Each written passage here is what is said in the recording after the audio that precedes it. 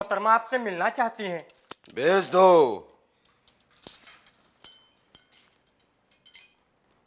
आओ बेटी, बैठो। जी।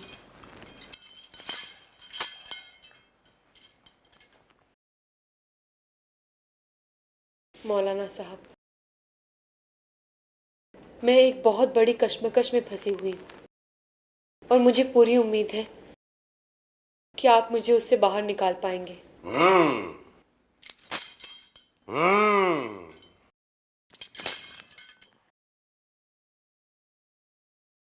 तुम्हारे घर में एक शादी का मसला चल रहा है, उसमें कोई अड़चन आ रही है। हाँ मौलाना साहब, मैं काफी पशोपेश में पड़ी हुई थी, तभी आपका इश्तिहार देखा। मैं जानता हूं बेटी, मैं जानता हूं कि तुम आजाद ख्यालों की हो, इन सब बातों पे यकीन नहीं करती।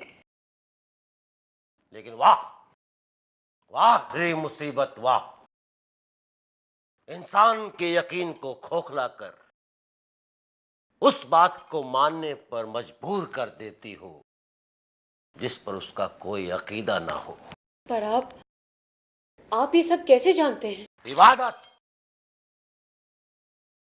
इबादत बेटी, इबादत में बहुत ताकत होती है। मैं इसी इबादत के बल पर लोगों को उनकी मुसीबतों से निजात दिलाता हूं। कोई तिलिस्म या जादू नहीं करता, सिर्फ दुआ करता हूं, दुआ। तब आप ये दुआ कीजिए कि उन दोनों की शादी में कोई अड़चन ना आए। तुम किसकी शादी की बात कर रही हो? है एक मौलाना साहब, वो मेरी बहन जैसी है, बल्कि अगर मैं उसे अपनी बहन ही कहूं तो गलत नहीं होगा। उस लड़की का नाम क्या है? सनोबर। और उस लड़के का जिससे तुम उसकी शादी कराना चाहती हो? हारान। फिर इसमें अड़चन की क्या बात है? वो खुद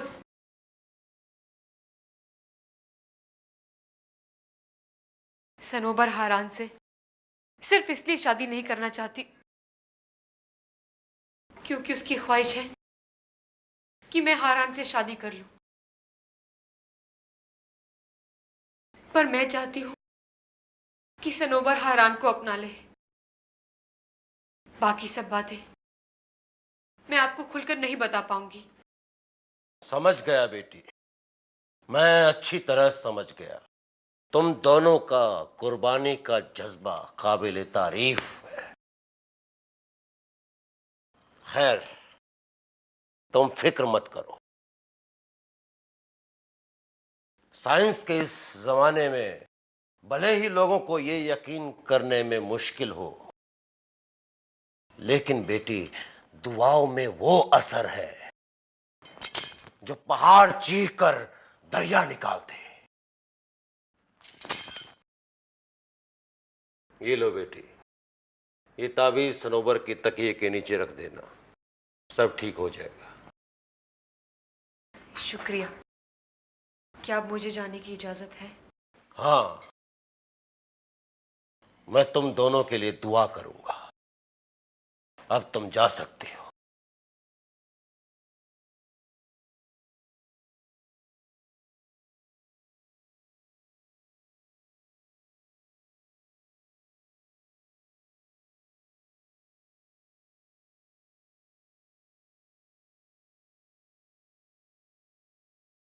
कितना गलत सोच रहा था मैं,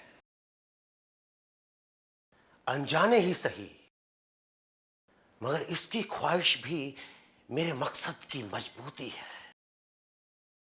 लेकिन सनोबर, उसे कैसे बदला जाए? मेरे लिए कोई हुक्म है आका?